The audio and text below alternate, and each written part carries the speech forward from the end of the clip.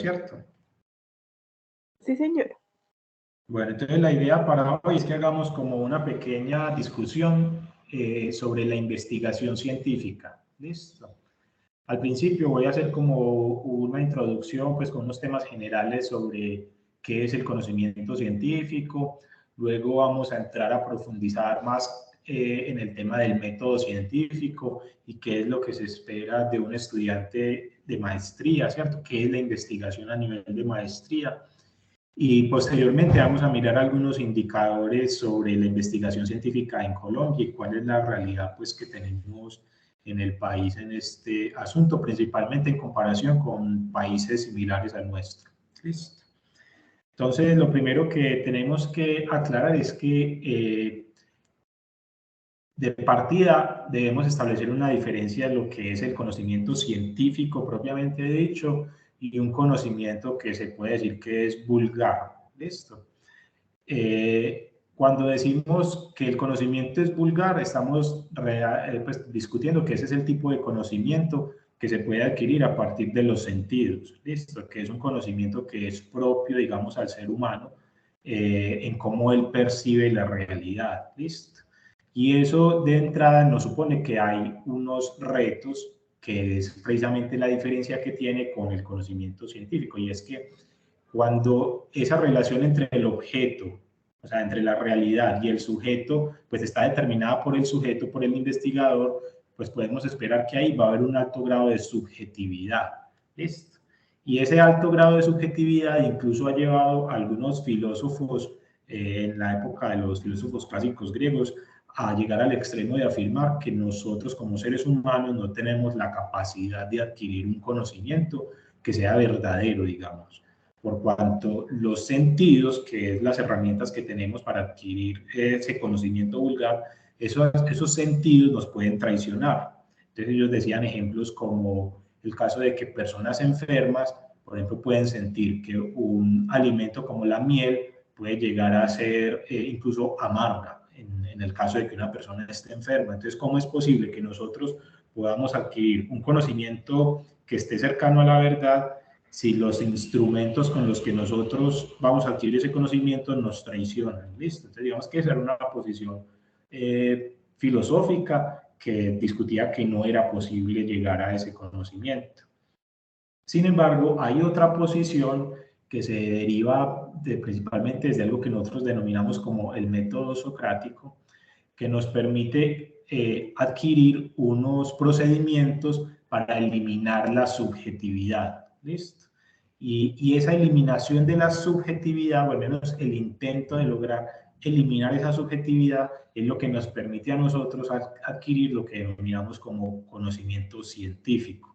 ¿Listo? Entonces podemos decir que ese conocimiento científico va más allá de simplemente ver o entender el mundo, la realidad, por medio de nuestros sentidos, sino que se apoya en un método que ahora denominamos como método científico y una herramienta como es la investigación científica.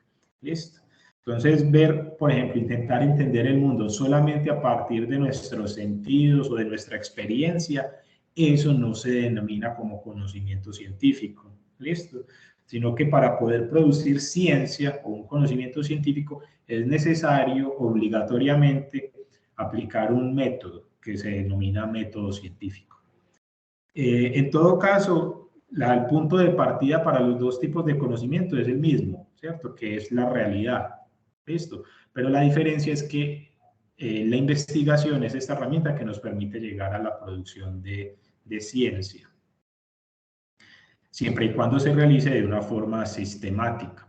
Para nosotros que estamos en estas áreas de las ciencias agrícolas, pecuarias y el medio ambiente, digamos que el área de conocimiento más pura que tenemos son las ciencias naturales, ¿cierto? Nosotros con base en las ciencias naturales es que desarrollamos todos nuestros conocimientos, aunque ya pues desde el punto de vista ambiental y el desarrollo rural no es solamente importante tener un conocimiento, digamos, desde el punto de vista de la química, de la biología, de la física, sino que también se deben incluir otras ciencias como las ciencias sociales y las humanidades.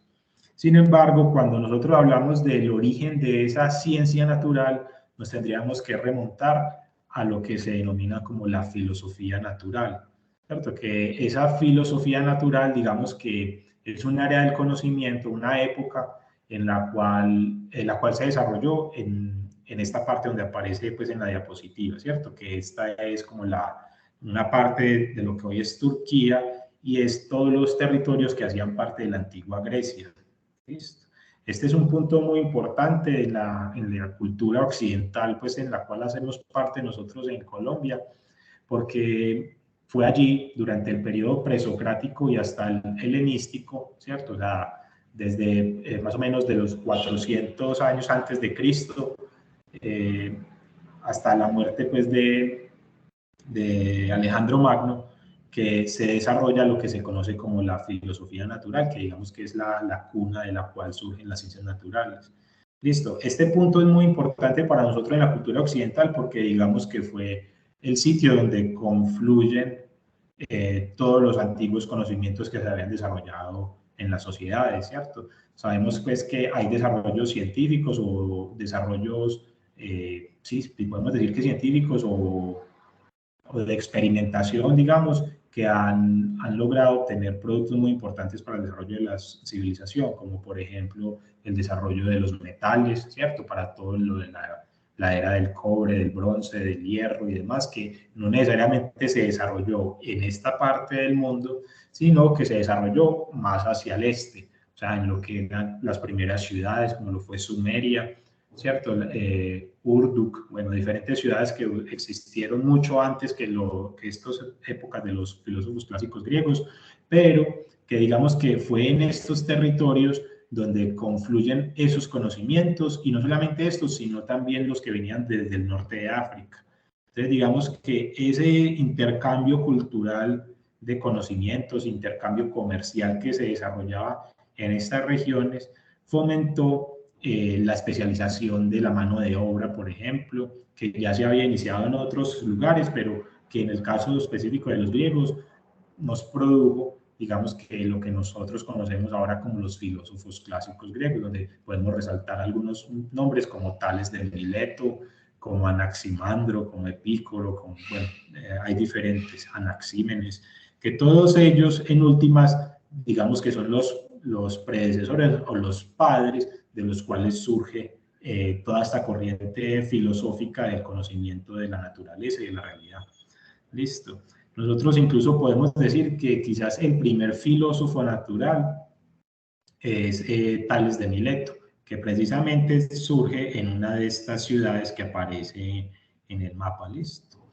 Entonces, digamos que como resultado de todo este desarrollo de una mano de obra muy especializada y de tener esa capacidad, pues como de no solamente estar preocupado por subsistir, sino que existía, digamos que la posibilidad de dedicarse a intentar comprender el mundo, permitió el desarrollo de ciertas teorías que estuvieron presentes en la humanidad por hasta 2000 años, como por ejemplo las teorías de los 4 elementos, ¿cierto? Que comienza por ejemplo con Tales de Mileto, y también otras teorías como las del atomismo, que también tuvieron un alto impacto ya en épocas más recientes.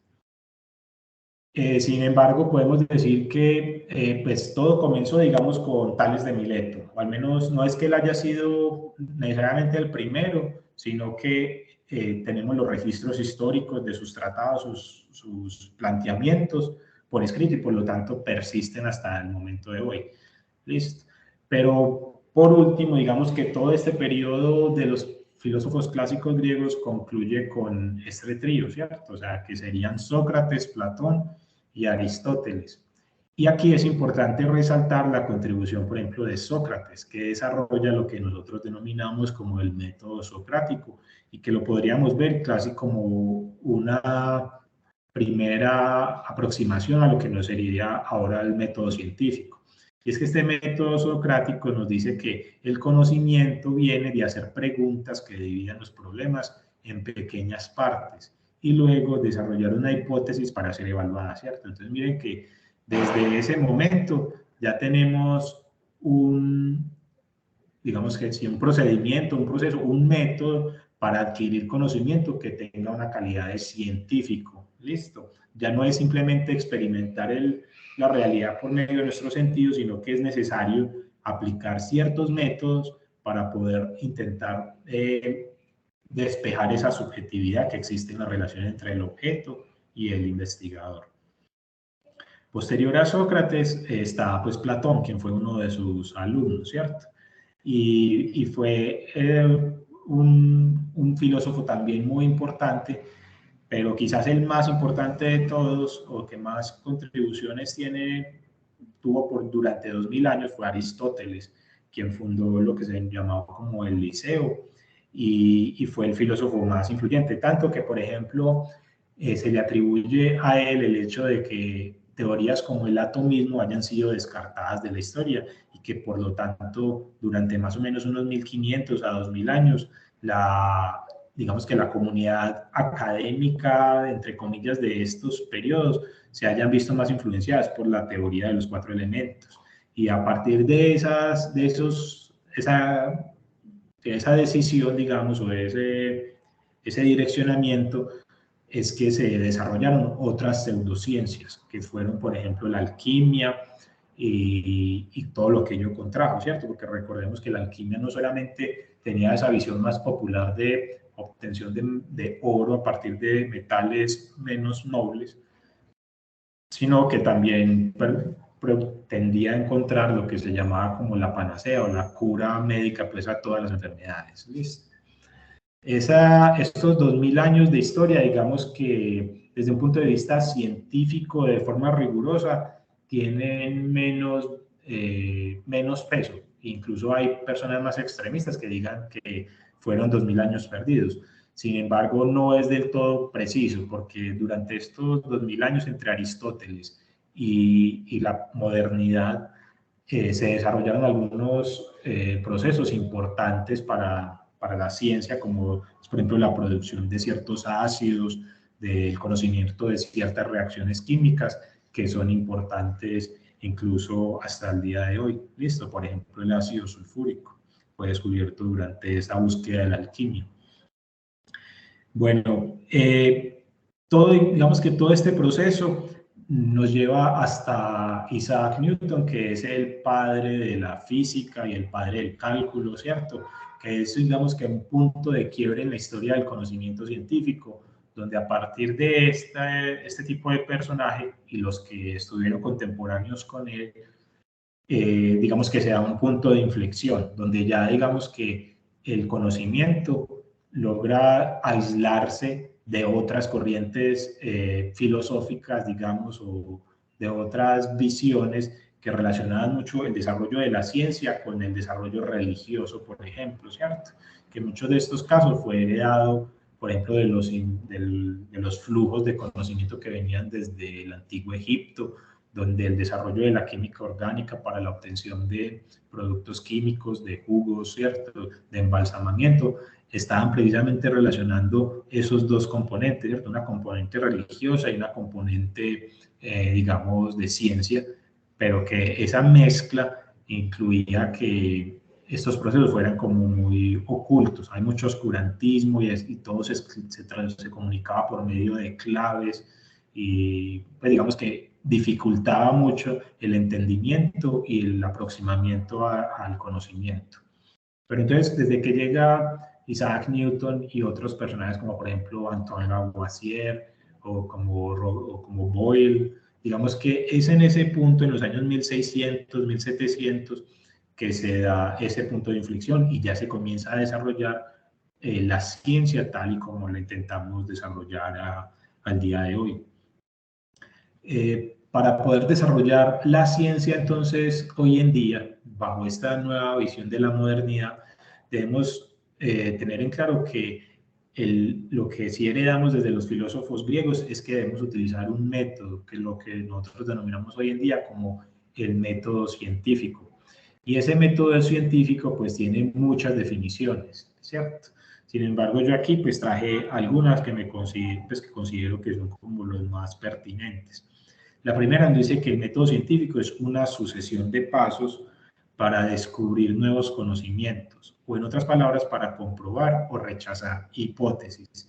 Entonces miren que acá en esta definición ya de entrada nos están diciendo que el método científico es un proceso, es un procedimiento, ¿cierto? No es el descubrimiento de la verdad absoluta, sino que es que nosotros durante nuestra investigación debemos garantizar que hay una estructura de cómo se adquiere ese conocimiento, ¿cierto? Y esa estructura debe tener una lógica, que es lo que dice la segunda definición, que el método científico es la aplicación de la lógica para poner a prueba nuestras impresiones, opiniones o conjeturas, examinando las mejores evidencias disponibles en favor y en contra de ellas.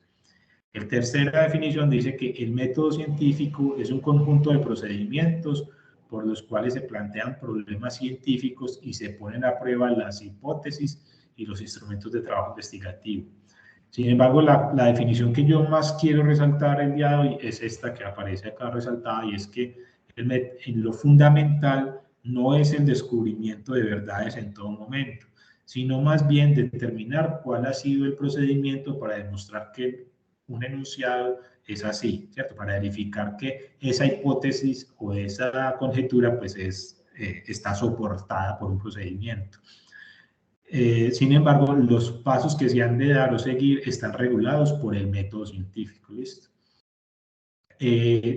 También quisiera resaltar que el método científico lo que busca es eliminar el plano subjetivo en la interpretación de la realidad. Entonces, de estas definiciones, como lo que podemos tomar nosotros para el curso, es que el método científico es principalmente un conjunto de procedimientos, ¿cierto? Lo que nos debe garantizar este método es que tenemos una claridad conceptual y una claridad de procedimiento tal que le permita a otra persona poder replicar nuestros ensayos, ¿cierto? Poder es decir, repetir nuestros experimentos y obtener unos resultados similares. Esa es, digamos que, la columna vertebral en la cual se basa prácticamente toda la investigación científica que estamos realizando hoy en día, ¿cierto? Y miren que estas definiciones se basan casi siempre, o el punto central es el tema del procedimiento. Entonces es la sucesión de pasos, es un conjunto de procedimientos, es la aplicación de la lógica, ¿cierto? Pero no es como tal el resultado. ¿Listo? Y eso es muy importante porque a medida que la ciencia vaya avanzando, pues vamos a ir adquiriendo nuevas herramientas de investigación, nueva instrumentación, nuevas aproximaciones que van a hacer muy probablemente que las conclusiones cambien, pero si el procedimiento está bien determinado, va a permitir adquirir o adaptar ese conocimiento de ese momento a las nuevas realidades. ¿Listo? Dentro del método científico hay algunos elementos que hay que resaltar, como por ejemplo los conceptos, ¿cierto? ¿Qué es un concepto? Y es que al momento de nosotros redactar un documento académico, tenemos que tener en cuenta que, como decía Newton, nosotros vamos a trabajar sobre los hombros de gigantes, ¿cierto? Nosotros no vamos a llegar a intentar resolver un problema partiendo absolutamente de cero, sino que necesariamente tenemos que soportarnos en unos conceptos que ya hayan sido desarrollados para el área del conocimiento que estemos trabajando. Entonces, si por ejemplo estamos trabajando en el área de ordenamiento territorial, pues ahí ya hay una serie de conceptos elaborados, ¿cierto? De una normativa, hay todo un trasegar histórico de ese conocimiento que hay que utilizar y hay que comprender, ¿listo? Entonces, un concepto es una abstracción de una idea, ¿cierto? O de una impresión sensorial o una percepción. Y cada una de las ciencias tiene una serie de conceptos que le son propias y que tienen un significado dentro de esa ciencia, ¿cierto? Dentro de un sistema teórico. Entonces, la conceptualización, podemos decir que consiste en abstraer y generalizar impresiones de los sentidos y que sean comunicables en un vocabulario científico. Listo, esto es un montón de palabrejas, pero lo que nos está diciendo es que cuando nosotros vamos a comunicar ciencia, que se obtiene a partir del método científico, lo tenemos que utilizar con los mismos conceptos que son propias de dicho conocimiento. Listo. O sea, tenemos que ver que nuestra investigación está inmersa dentro de un sistema teórico, y ese sistema teórico ya tiene un marco conceptual que tenemos que dominar y utilizar para poder comunicarnos entre los investigadores, ¿cierto? Y es que una de las dificultades que tiene la comunicación científica es que el público no está en todo el momento pues presente, ¿cierto? Nosotros cuando escribimos un artículo científico, cuando escribimos un reporte técnico, lo que sea, desde el punto de vista científico, ese documento va a quedar en la historia, ¿cierto? Va a quedar ahí plasmado, y puede ser que la persona lo lea en otra parte del mundo, con otro sistema cultural detrás de él, y por lo tanto tenemos que garantizar que cualquier persona en cualquier entorno cultural o en cualquier momento pueda entender lo que estamos comunicando. Y para eso es importante utilizar los conceptos. Por eso es que es importante utilizar los conceptos que le son propios a cada uno de las áreas del conocimiento. Y el otro ítem que es importante en el método científico es las hipótesis, ¿cierto? Que esta, lo podemos decir que es la teoría que da orientación a la búsqueda de hechos, pero es la hipótesis la que indica lo que estamos buscando, ¿cierto? Y esas hipótesis no es algo, no es algo que surge espontáneamente, sino que es el resultado de poder analizar un sistema teórico del problema que estamos investigando.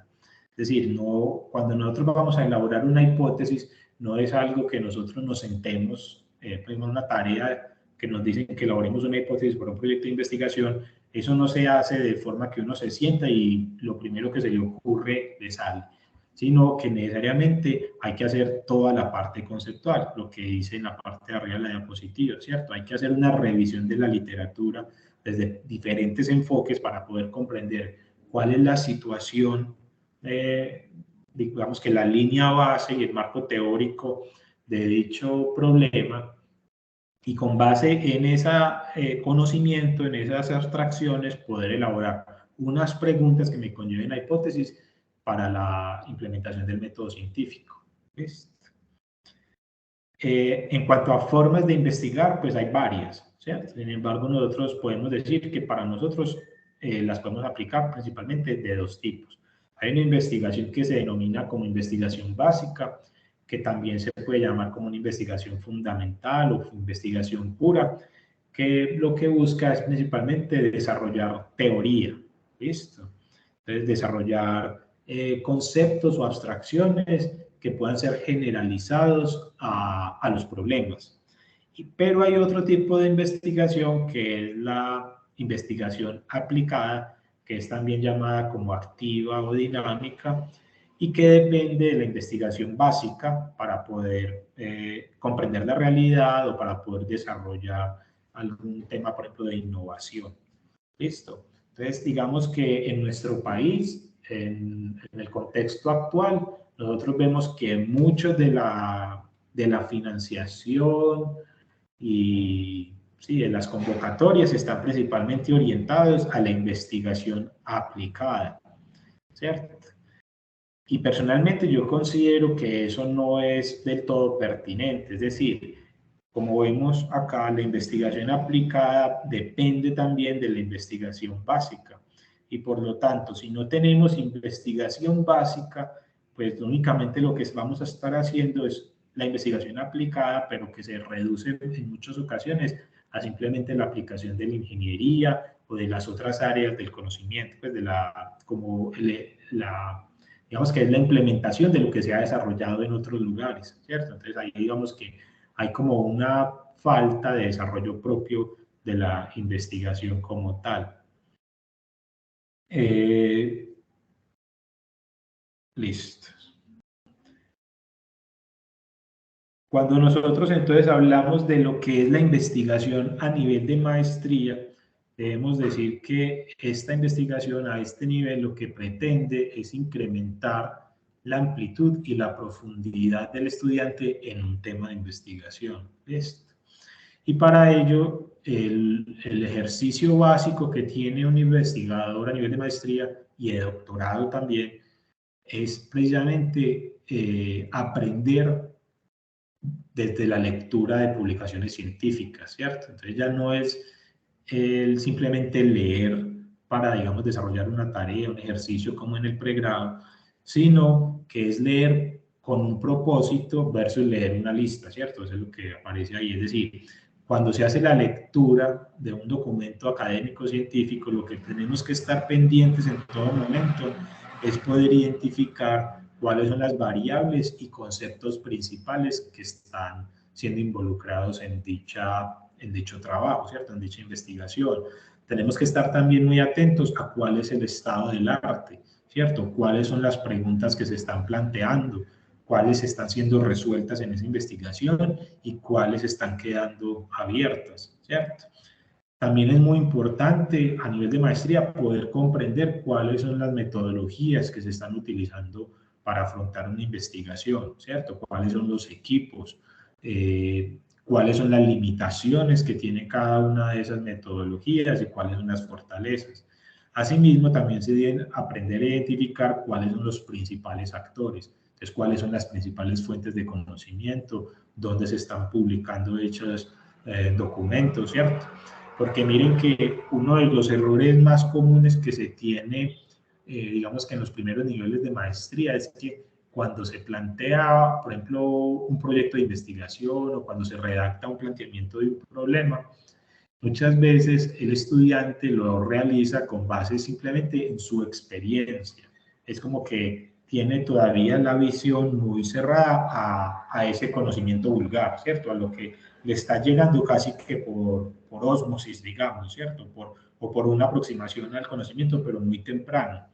Pero lo que se espera a nivel de maestría es que el estudiante sea capaz como de romper esa barrera y ser capaz de adquirir conocimiento primero de diferentes fuentes y desarrollar capacidades de síntesis, ¿cierto? Entonces, por ejemplo, cuando uno redacta un documento académico, lo importante no es como coger pedazos de diferentes fuentes e irlas pegando en los artículos que nosotros estamos elaborando, sino que la forma como debemos pensar el conocimiento científico es diferente. Es que ustedes van a estar horas y horas leyendo diferentes fuentes de información nacional o internacional, como la FAO, las Naciones Unidas, ¿cierto? Los planteamientos, por ejemplo, de líderes sociales, la elaboración de acercamiento a la comunidad, como lo que hicieron en la primera actividad, la priorización de dichas problemáticas, como lo que ustedes hicieron, pero ir más allá, ¿cierto? Entonces, por ejemplo, en el segundo trabajo,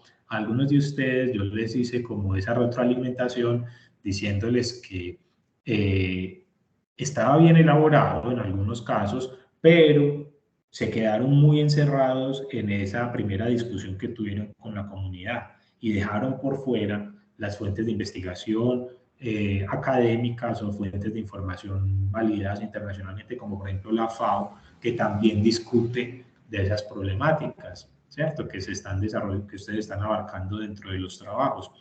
Entonces, a nivel de maestría, lo que se pretende es que ustedes sean capaces como de vislumbrar que las fuentes de información son diversas, que tengan esa capacidad de leer dichas fuentes de información, porque eso no es algo obvio, sino que requiere también un esfuerzo importante.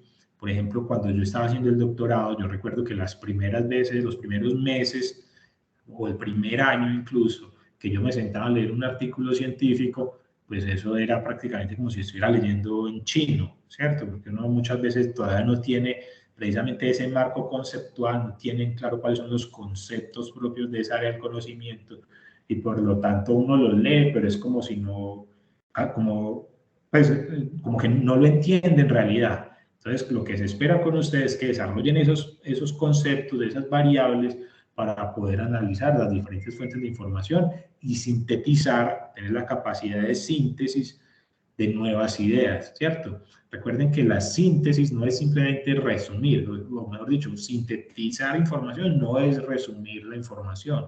Sintetizar significa que ustedes van a ser capaces de consultar diferentes fuentes y a partir de ellas crearse una propia idea, ¿cierto? Crearse una pregunta, crear una hipótesis y poder a partir de eso plantear un proyecto, escribir un artículo científico, ¿cierto? Redactar un informe académico. Y para eso es lo que se espera, pues, en últimas de un estudiante de maestría. Otra de las competencias importantes es desarrollar la capacidad de un análisis crítico, ¿cierto? Entonces, tener esa capacidad de interpretar resultados, proponer ajustes metodológicos, ¿cierto? Proponer soluciones o recomendaciones sobre la problemática de estudio. Entonces, miren que ya no es simplemente ser digamos que un consumidor pasivo de información académica, sino que el estudiante de maestría, por medio de esa lectura, digamos, intensa que va a desarrollar, que sea capaz de hacer esa interpretación, ajustes metodológicos y proponer soluciones.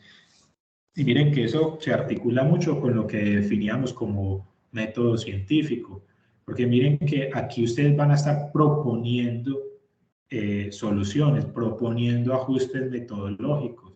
Y lo que decíamos sobre el método científico es que el método no busca o no es el método para obtener la verdad, ¿cierto? Sino que el método científico lo que busca es que podamos desarrollar una investigación con unos pasos que sean reproducibles, que tengan una buena aproximación metodológica, un buen soporte conceptual, ¿cierto? Una buena lectura del contexto y demás. Entonces miren que acá, si ustedes están diciendo que son capaces de proponer cambios, lo que está diciendo es algo similar a lo que definíamos de métodos científicos, ¿cierto? Porque miren que si uno puede proponer un cambio es porque esa verdad no es absoluta, sino que se puede complementar, que puede cambiar, que puede mejorar. ¿Listo? Entonces, muchas veces en un artículo científico, lo más importante no es la conclusión como tal, sino ese procedimiento, ¿cierto? Esa metodología, cómo se tomaron los datos, cuáles son las limitaciones que tiene esa metodología, cuáles son las fortalezas y cómo se puede mejorar esa toma de información. Porque puede ser que cuando lleguen las nuevas herramientas, esa conclusión que ya es subjetiva, ¿cierto? Porque es que la medición puede ser más objetiva, pero el análisis de los datos es como, digamos, la parte subjetiva. Esa parte subjetiva puede cambiar en el futuro con base en nueva información. Pero si yo tengo bien detallado cuál es la metodología, el método científico, entonces la persona del futuro que tenga las nuevas herramientas va a ser capaz de interpretar y ajustar esos resultados con base en la nueva evidencia. ¿Listo? Entonces miren que en un artículo científico el mayor peso, la mayor importancia está en el método científico. ¿Listo? Bueno, entonces otra de las aptitudes o capacidades que se espera del estudiante de maestría es que tenga o desarrolle una conciencia de investigación, ¿cierto? ¿Qué es lo que se está haciendo y por qué se está haciendo? Es decir, cuando ustedes están en maestría, digamos que están en esas etapas, podemos decir que iniciales, del desarrollo de la investigación científica, pero lo que se espera es que al final o incluso en las etapas de doctorado ya sean capaces de hacer investigación científica de forma autónoma. ¿Listo?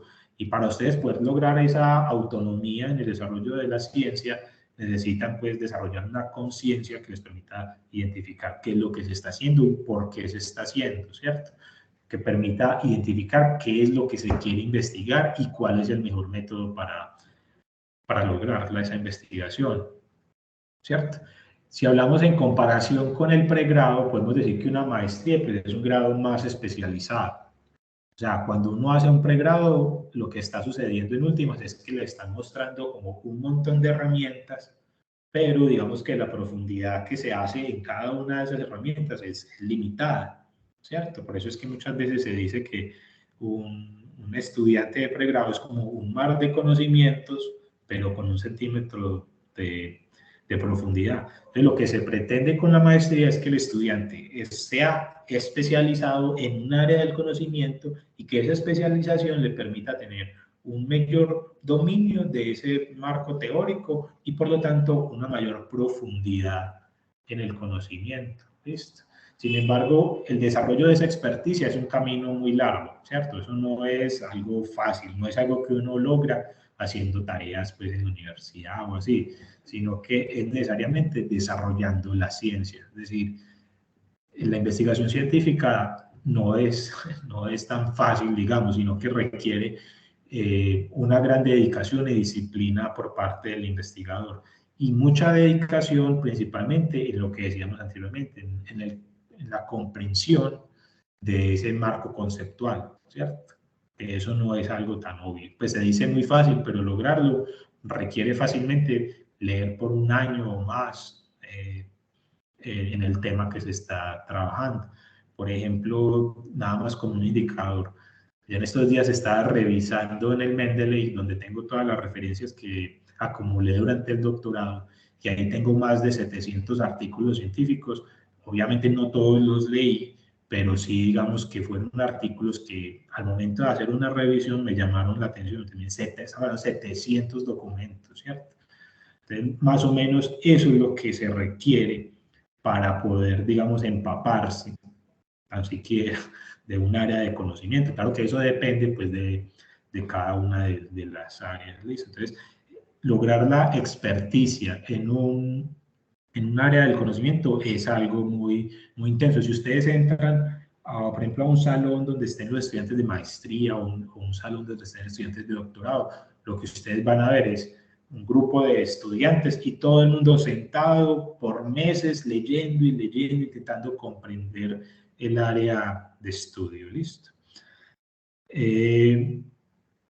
Para eso es importante que tengamos una visión de humildad, ¿cierto? O sea, para uno poder lograr un alto grado de profundidad, primero lo que tiene que fortalecer son las bases. Entonces es necesario revisar documentos que quizás se vieron en el pregrado, pero que ya pues fueron olvidados.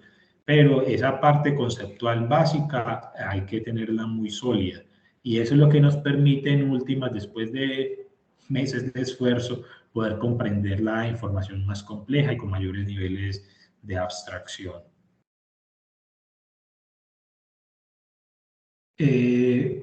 Digamos que eso desde un punto de vista conceptual, pero desde un punto de vista práctico, lo que se espera de un estudiante de maestría es que tenga la capacidad para identificar y administrar fuentes de información, ¿cierto? Entonces, el uso de bases de datos, de comunicación científica, que sea capaz de identificar cuáles son las fuentes de información más pertinentes, ¿cierto? Entonces, por ejemplo, lo que le decíamos, lo que hablábamos ahorita, ¿cierto? Las fuentes, por ejemplo, el COMPES, en el caso de nosotros, el COMPES, el Sistema Nacional de Investigación Agropecuaria, ¿cierto? Todos este tipo de fuentes validadas que están recopilando información y sintetizándola para el público en general. Y otra de las aptitudes básicas que debe desarrollar el estudiante de maestría es aprender a definir las preguntas de investigación, ¿cierto?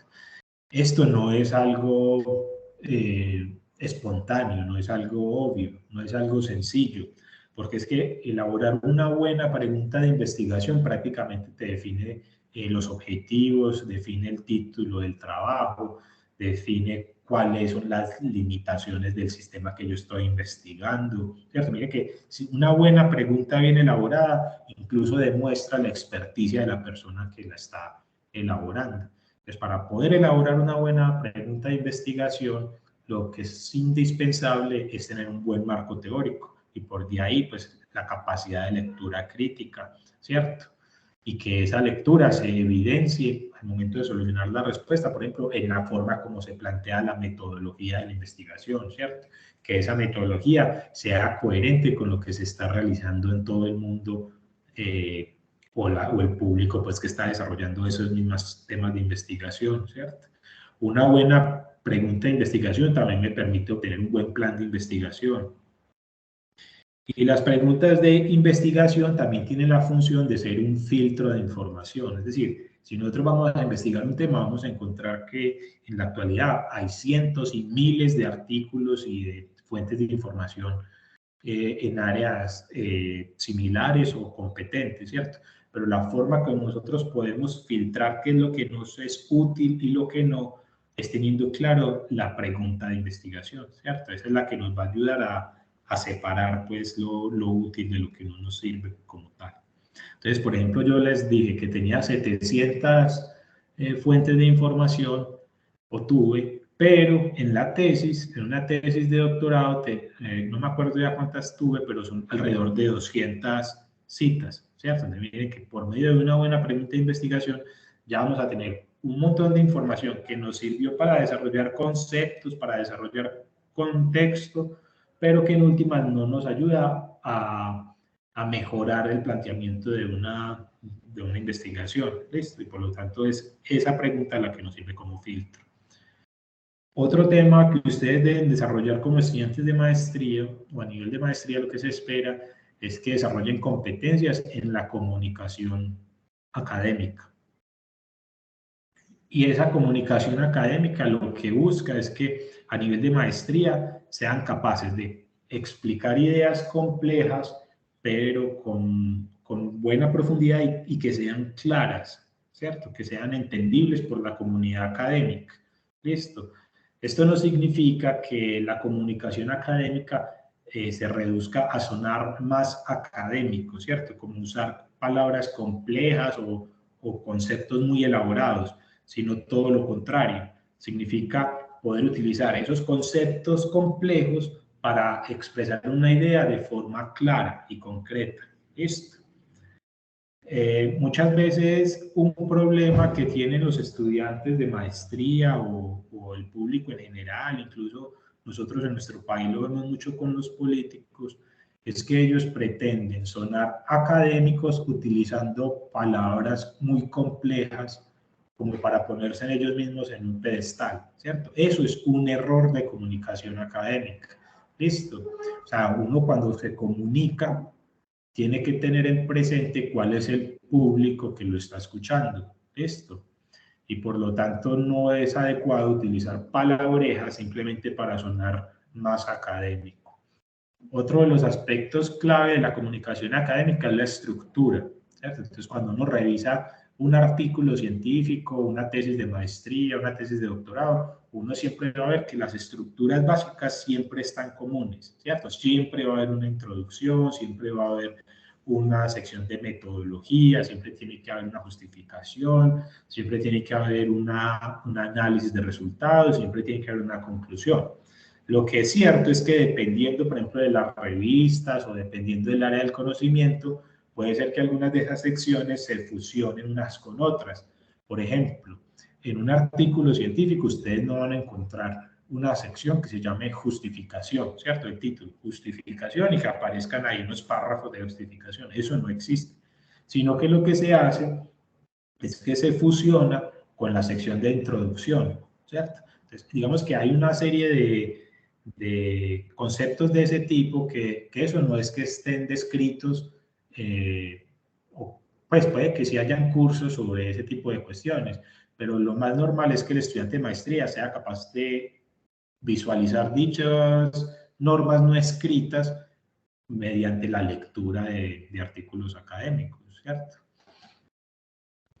Igualmente, la comunicación académica requiere planeación, ¿cierto? Requiere referenciación, es el uso de normas de referenciación, de citación, ¿cierto? Esto es un tema muy importante y que uno de ustedes en el último trabajo tuvo muchos problemas con eso, porque es que, como les dije ahorita, el párrafo de la escritura académica no es simplemente copiar y pegar fuentes que se unen ahí como un Frankenstein, sino que se debe hacer un proceso de síntesis, ¿cierto? O sea, copiar y pegar está prohibido. O sea, en algunas raras excepciones se utiliza, ¿cierto? Pero son excepciones. Lo que es importante es que ustedes recojan ideas que hay en otros autores, datos que se tienen en otras publicaciones y con base en eso fabricar sus propias ideas y sustentarla con base en ello y citar esas fuentes de información.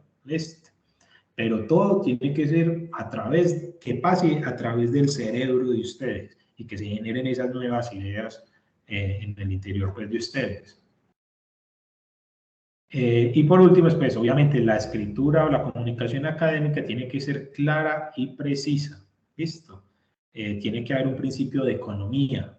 O sea, muchas veces las personas pretenden o creen que porque se publican muchas páginas, entonces es un trabajo muy bueno y no, todo lo contrario. Por ejemplo, muchos de los artículos científicos están incluso limitados en el número de palabras que se tienen ahí, ¿cierto? Porque si ustedes dejan un documento sin una planeación adecuada, sin una buena delimitación del problema de investigación, pues el documento se va a extender y es como que se difuminan las ideas, ¿cierto? Queda muy disperso. En cambio, en un artículo científico generalmente se pone una sola idea, ¿listo? Se presenta qué es un resultado y a partir de ese resultado pues se construye todo un aparato que demuestra que eso que se está diciendo tiene sentido, ¿cierto? Pero es uno solo y eso hace que digamos que los documentos ganen en claridad, en precisión y economía pues de las palabras, ¿listo? Asimismo, la escritura científica tiene que demostrar la rigurosidad con la que se desarrolló la investigación, ¿cierto? O sea, dentro de esa escritura científica tiene que estar evidenciado el método científico, ¿listo? Entonces, ¿cuál es la precisión de las ideas? ¿Cuál es la claridad? ¿Cuál el principio de economía que les decía ahora? Y algo muy importante es que ustedes deben tener siempre presente que esta información va a estar dirigida a personas que pueden ser de nuestra propia disciplina, pero también que se encuentran en otras culturas, en otros entornos, en otros contextos, y por eso es que se deben utilizar conceptos de esa área del conocimiento y no simplemente la experiencia sensorial que tenga una persona, ¿cierto? Evitar en todo caso cuestiones que sean como regionales, en las formas de comunicarse, ¿cierto? El idioma tiene que ser lo más neutro, claro y preciso posible. Y por último, recuerden que la escritura científica no es para impresionar, sino para comunicar. Esto, digamos que es el lema ahí. O sea, casi que cuando ustedes vayan a escribir, siempre deben tener en claro estas tres ideas: precisión, claridad, economía. Y por último, pues recordar esta oración, ¿cierto? Que esa escritura no es para impresionar, sino para comunicar. En cuanto a la estructura de la escritura científica, pues esa organización es crítica, ¿cierto? La organización de un documento tiene que ser lógica. Pero ese orden puede tener variaciones, pues dependiendo de la revista o el área del conocimiento. Sin embargo, siempre tiene que tener un sentido lógico, ¿cierto? Por ejemplo, en la sección métodos, siempre tiene que haber una descripción suficiente para que el lector pueda reproducir los experimentos presentados. ¿Listo? O sea, está mal visto, eso se nota mucho en las ciencias naturales, en las áreas como la química o la física, principalmente en la química, que digamos que los autores siempre dejan como un secretico, ¿cierto? Y eso es una mala práctica, porque el requisito de la escritura científica es que lo que nosotros hacemos pueda ser reproducible. Esto, que las personas que leen el documento queden absolutamente claros de cómo se recolecta la información, ¿cierto? Cómo se midieron esos datos. Y con base en esos datos, el lector va a poder determinar si eso puede ser pertinente para él o no. Estos principios de la lógica y la claridad no son espontáneas. ¿Listo? Y poder lograr una escritura académica que cumpla con esos requisitos requiere tiempo. E incluso muchas veces se requiere el apoyo de otras personas que nos ayuden como pares académicos, o sea, que lean nuestros documentos y puedan ver si es realmente claro para cualquier tipo de lector, porque es que el problema cuando uno está escribiendo un documento académico es que como uno ha pasado meses y no años leyendo en ese tema, uno empieza a creer que las cosas son obvias, ¿cierto? Y resulta que no. Pueden haber temas que no son obvios y que por lo tanto se requiere como esa mirada fresca para poder ver que lo que se escribe es claro, es lógico y cumple estos requisitos de metodología.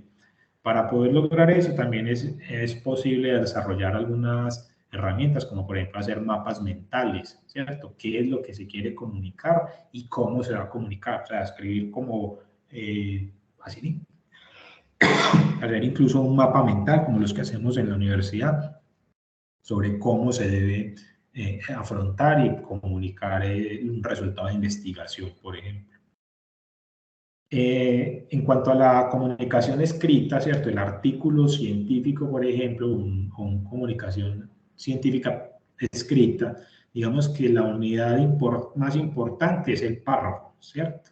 Y la forma como escribimos un párrafo es diferente a como se escribe, en el mundo académico es diferente a cómo se escribe un párrafo en la literatura, en las novelas, ¿cierto? Un párrafo, desde el punto de vista de la escritura académica, debe tener solamente una idea central, ¿listo? Una sola idea central, no dos ni tres. Y digamos que eso puede ser diferente en una novela. En una novela muchas veces es una virtud del autor escribir párrafos muy extensos, ¿cierto? Como lo hacía García Márquez, llenos de adjetivos y de cambios de ángulo y cuestiones como que incentiven la imaginación del autor. En la escritura académica eso no es una buena práctica, ¿cierto? En la escritura científica nosotros tenemos que ser supremamente claros, evidentes en lo que estamos diciendo. Y para eso necesitamos que en cada párrafo haya una sola idea central. ¿Listo? Las oraciones de un párrafo académico tienen que ser cortas y deben soportar esa idea central que se tiene en el párrafo. La ubicación de cada oración en ese párrafo también tiene una estructura. Es decir, por ejemplo, en la primera oración que tiene un párrafo académico siempre va a ser esa idea que vamos a desarrollar. O sea, cada párrafo es como si fuera un microcuento, una microhistoria de lo que estamos intentando comunicar. Y en la primera línea tiene que estar la idea principal que vamos a desarrollar en ese párrafo. Y las otras líneas que hay debajo deben cumplir con tener información que soporte esa primera oración, ¿cierto? Y adicionalmente deben incluir algunos conectores y algunas palabras clave que nos van a servir para articular con el siguiente párrafo. ¿Listo? Entonces es muy importante al momento de redactar un párrafo en un artículo científico que tengamos claras las transiciones entre los párrafos, ¿cierto? Usar verbos y sujetos claramente definidos. ¿Listo? Entonces no va a ser como juegos de palabras como en la literatura, sino que dejar muy claro el sujeto y el verbo. Eso en el español, en algunos casos, puede ser un poco más confuso, pero por eso es que la literatura académica, o una de las razones de usar el inglés, es que el inglés es muy explícito en quién es el sujeto, el verbo y el objeto, ¿cierto? SVO, la estructura básica del inglés. Esa misma estructura del inglés nosotros la tendríamos que utilizar en el español, dejando siempre muy claro quién es el sujeto, el verbo, lo que se está haciendo, y el objeto. ¿Listo? Siempre se debe ser lo más explícito posible durante la argumentación y no suponer que hay cosas obvias o implícitas para el lector. Y siempre que escribimos un artículo o un documento científico, es una buena práctica dejarlo reposar por 1 o 2 días, donde no lo trabajemos. O sea, terminamos el documento, nos ponemos a trabajar en otras cosas, bien sea en el laboratorio o a leer en otros documentos, ¿cierto? Cualquier otro tema, y después de 2 días volver a leer lo que hemos escrito, para ver si eso que tenemos ahí tiene sentido todavía, ¿listo? O utilizar pues un compañero que nos ayude a verificar que eso que se escribe es adecuado. Entonces, un ejemplo de párrafo, de cómo se escribe un párrafo de forma académica, es este que les traigo aquí. Este es un párrafo que saqué de este autor, Gómez Soto, donde hablaba sobre el aprovechamiento termoquímico de la biomasa, ¿cierto? Para la obtención de energía a partir de residuos, bien pueden ser agroindustriales. Entonces miren que él en el primer párrafo, en la primera oración, perdón, la primera oración que aparece en amarillo, está poniendo una idea, que es la idea que él quiere discutir. Entonces él dice que a nivel mundial el proceso de conversión termoquímico es uno de los más utilizados para el aprovechamiento de la biomasa debido a la gran variedad de productos que se obtienen, ¿cierto? Miren que eso es una idea, es un concepto que él pudo haber desarrollado por medio de la lectura de muchos artículos académicos, pero se soporta, en este caso, en esta publicación de Girio et al. De 2017. Entonces miren que él aquí ya después tiene que argumentar esa idea, ¿cierto? Lo que le estaba diciendo ahorita. Entonces, la segunda oración dice, diferentes investigaciones sobre los procesos de conversión termoquímicos se muestran en la tabla 2. Entonces, ¿qué va a tener esa tabla 2? Diferentes investigaciones a nivel mundial, que miren que era lo que él decía en la primera oración, que está soportando esto que le está diciendo ahí, ¿cierto? Que es uno de los más utilizados. Así, yo les voy a mostrar que esa es una técnica muy utilizada, mostrándoles una tabla que tiene un montón de investigaciones a nivel mundial que están haciendo la conversión termoquímica de biomasa. ¿Listo? Adicionalmente dice, se identifica en estas investigaciones la tendencia a estudiar la transformación de la biomasa con un alto grado de cristalinidad y polimerización. ¿Listo? Entonces está también argumentando que esa conversión termoquímica tiene ciertos grados de especialización en diferentes temas, dependiendo de las características de esa biomasa. Y esta característica hace que sea más eficiente para obtener productos intermedios, empleando procesos agresivos a altas temperaturas y presiones controladas. Entonces sigue argumentando cómo se hace ese aprovechamiento térmico, comparado con la obtención de azúcares fermentables por métodos bioquímicos, ¿cierto? Entonces miren que aquí, el siguiente párrafo, que yo no se los traje, pero el siguiente párrafo que aparecería acá abajo, ya puede desarrollar alguna de las palabras claves que la desarrollaba acá. O sea, el segundo párrafo que iría abajo de este sería, por ejemplo, una descripción sobre el efecto de estos grados de cristalinidad y polimerización, o puede ser hablar sobre la hidrólisis enzimática, ¿cierto?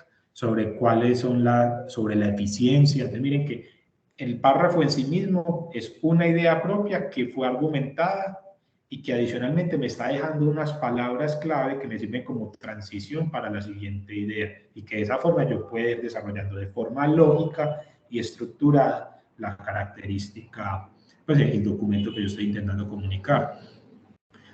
Un error muy común en los estudiantes de pregrado y al inicio de la maestría es que dentro de un mismo párrafo intenten poner muchas ideas.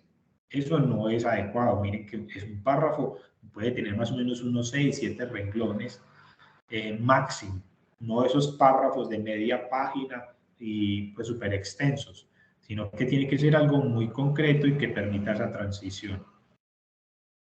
Sobre la estructura de los artículos científicos, pues la estructura generalmente es la misma siempre, ¿cierto? Hay un resumen, una introducción, unos métodos, resultados y discusión y conclusiones.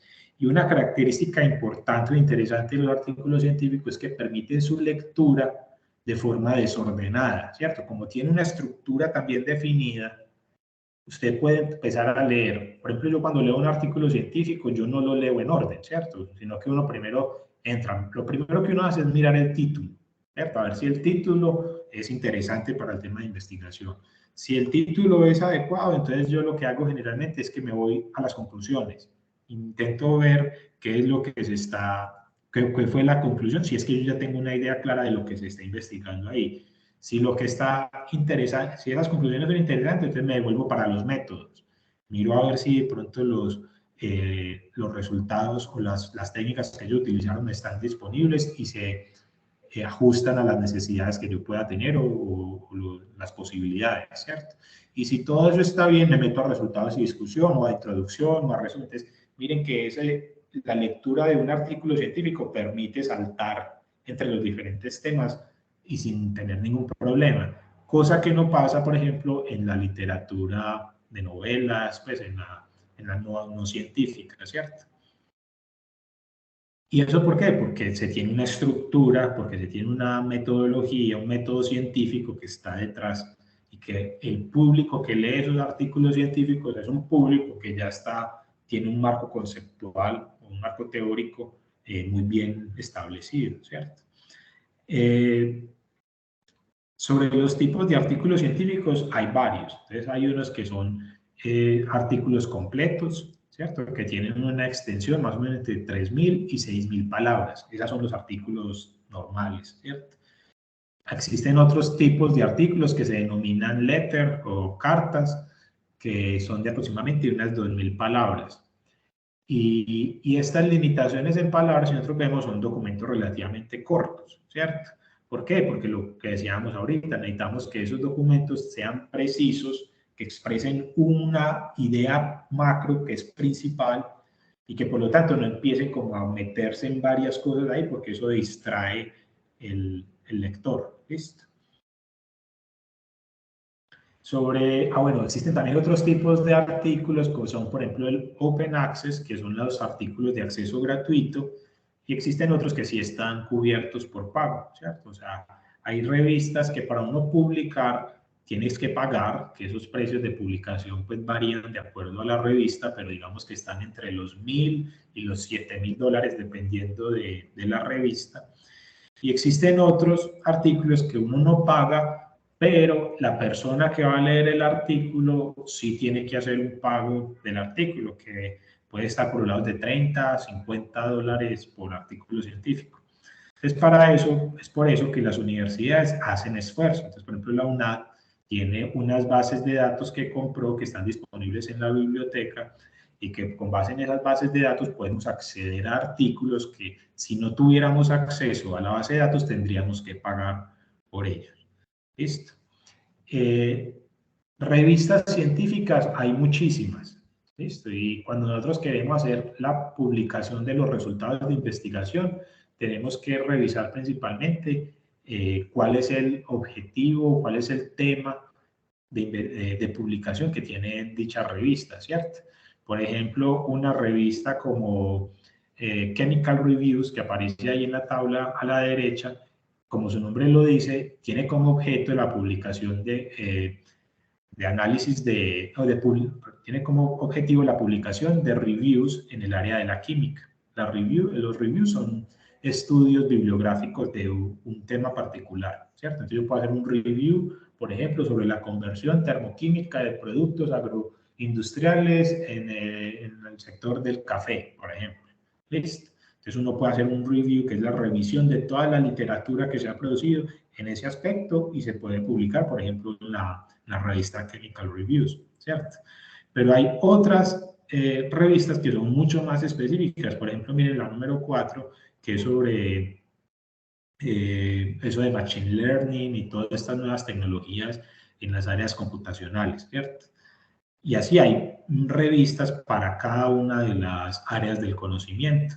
Hay revistas de medicina, como la segunda que aparece ahí, y hay otras que son, por ejemplo, sobre la ciencia de materiales o sobre las áreas agropecuarias, sobre cualquier tipo de área. Entonces, lo primero que tiene que investigar es cuáles son las revistas que son propias del conocimiento que nosotros estamos desarrollando, ¿cierto? Para poder utilizarlas, bien sea para consultarla y construir nuestro propio marco conceptual o para publicar nuestros resultados.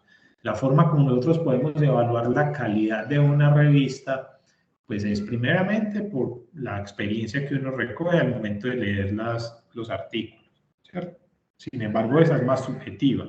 Y aparte de esas medidas más subjetivas, existen otros indicadores de cienciometría como son el factor de impacto, el cuartil o la suscripción a bases de datos de científicas. Entonces, por ejemplo, una revista como Nature o como Science pueden tener factores de impacto de 30 o 40, ¿cierto? Factores de impacto muy altos. Pero hay otras revistas más pequeñas que tienen factores de impacto menores o revistas que no tienen factores de impacto. Entonces, digamos que una de las prácticas que se tiene al momento de definir cuál es la revista en la cual se debe publicar es primero verificar que la temática sea pertinente a lo que estamos desarrollando. Y el segundo, ver que el factor de impacto de dicha revista pues sea lo más alto posible, ¿cierto? Al momento de publicar artículos también es muy importante consultar cuál es la guía para autores de cada una de las revistas. Entonces yo quiero publicar, por ejemplo, en Nature o en Chemical Reviews, pues yo tendría que entrar a la página de ellos y verificar cuáles son los requisitos para publicar en esa revista, ¿cierto? Entonces, cuáles los requisitos, por ejemplo, que hay que hacer una presentación, pues una carta de presentación, cuál es el formato general, las márgenes, el tamaño de la letra, el estilo, ¿cierto? Cómo se hace la referenciación, la citación de fuentes, ¿cierto? O sea, en Colombia y en la UNA tenemos mucha, pues como se incentiva mucho el uso de las normas APA. Sin embargo, a nivel de investigación existen otras formas de referenciación que son más comunes al momento de referenciar autores en un artículo científico, como por ejemplo la IEE o las normas de Vancouver, bueno, existen varias. Otro de los aspectos importantes al momento de publicar un artículo es la revisión por pares. Es decir, lo que garantiza que esa investigación que nosotros estamos realizando es de calidad es una revisión a la que se somete el documento que nosotros presentamos. Esa revisión por pares muchas veces es anónima o casi en el 100%. A mí nunca me ha tocado una revisión con pares conocidos, ¿cierto? Cuando usted envía un artículo a un editor, el editor se lo envía a pares académicos en cualquier lugar del mundo, uno no sabe quiénes son y esos pares hacen una revisión de los artículos que fueron sometidos a evaluación. Ellos entregan unos resultados y con base en esos resultados el editor decide si se publica o no el artículo. En la mayoría de los casos se solicita hacer modificaciones a los artículos, entonces incluir nuevas variables, hacer una experimentación, redactar mejor una idea o cualquier tipo pues, de requerimiento. O en algunos casos, muchos casos, simplemente se rechaza el artículo, por lo que habría que buscar una nueva revista para publicar y hacer ajustes necesarios para mejorar el artículo como tal. Esa revisión por pares generalmente es una revisión que se hace por medio de 3 o 5 expertos que revisan el documento, que la metodología sea adecuada, que el marco conceptual sea adecuado, que esas conclusiones sean pertinentes, ¿cierto? Que estén bien soportadas en el método científico. Y con base en eso es que se hace pues el juicio por parte del editor.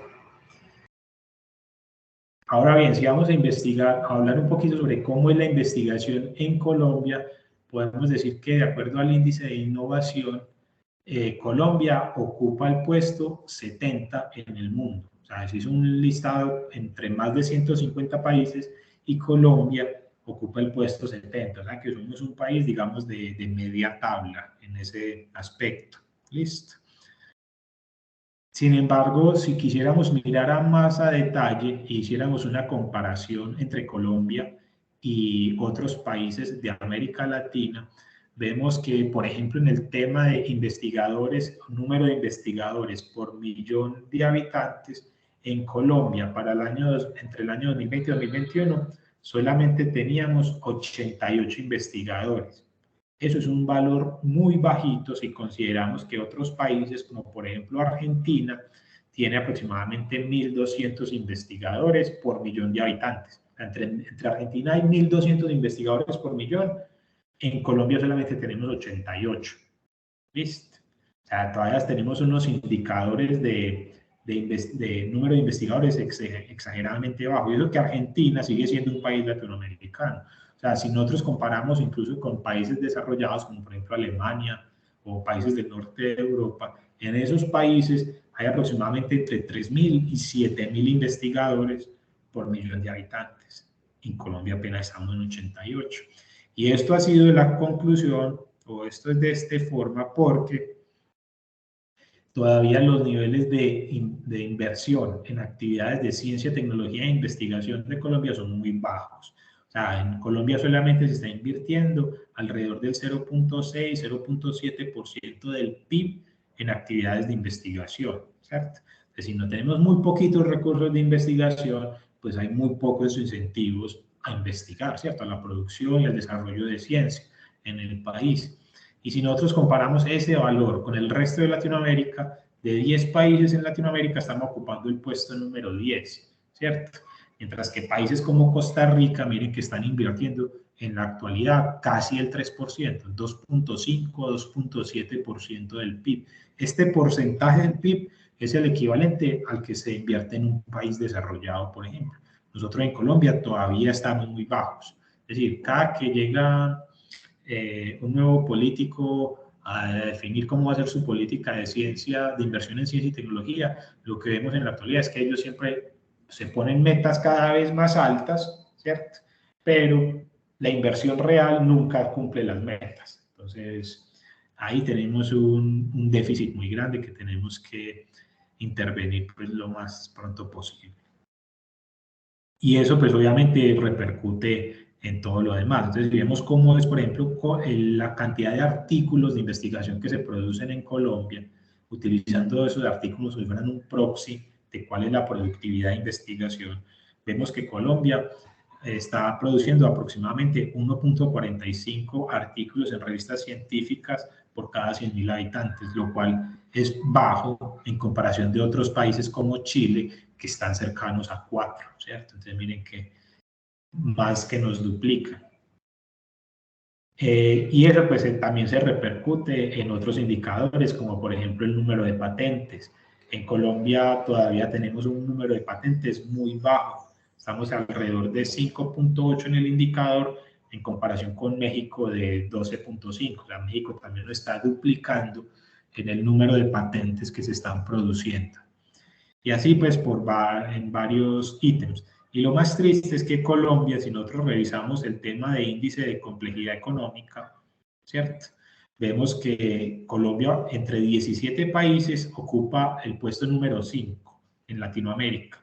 Pero si vemos algunos de los indicadores, como el de patentes, estamos mucho peor que eso. O sea, si nosotros conserváramos esa posición económica en todos los indicadores, esperaríamos que en por ejemplo, el número de patentes estuviéramos en una mejor posición, ¿cierto?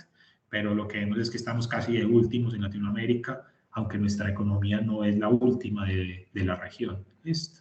Entonces, lo que sí estamos evidenciando es que hay una falta de inversión en investigación que está produciendo un bajo número de investigadores en el país, por lo tanto, eso está repercutiendo en una menor cantidad de patentes, una menor producción de artículos científicos, ¿cierto? Menor producción de nuevo conocimiento, y eso nos está afectando pues los sistemas productivos del país. Y otro de los problemas que tenemos es que la investigación en Colombia está centrada principalmente en un grupo reducido de universidades, ¿cierto? Donde vemos que, por ejemplo, de los 1.000 mejores investigadores de Colombia están ubicados principalmente alrededor de 150 en la Universidad Nacional de Colombia, otros 120 en la Universidad de los Andes, unos casi 100 en la Universidad de Antioquia, y a partir de ahí ya vemos que el resto de universidades tienen muy poquitos investigadores top, ¿cierto? Y eso porque es importante, porque al momento de desarrollar ciencia hay que ser humilde, ¿cierto? Y no es posible que una persona sea capaz de abarcar todos los temas propios de una investigación, ¿cierto? Entonces, como les digo, en un tema, por ejemplo, de materiales, puede haber necesidades de conocer sobre física, ¿cierto? De modelos de computación, sobre síntesis de materiales, ¿cierto? Un montón de áreas de conocimiento que una sola persona no tiene capacidad de gestionar en todos ellos a nivel top. Entonces, lo que se necesita es que los investigadores tengan lo que se llama como una masa crítica, ¿cierto? Que haya lo suficiente comunidad de investigadores para que entre ellos puedan actuar y producir y mejorar pues, los indicadores del país. Entonces, digamos que esa era como una pequeña revisión que yo quería hacerles sobre el tema de investigación, de acuerdo a lo que estábamos hablando el día de hoy. Andrea, no sé si tienes alguna pregunta o está bien así. Con respecto al tema, no. Es claro. Ok. Entonces, ¿qué quisieras hablar?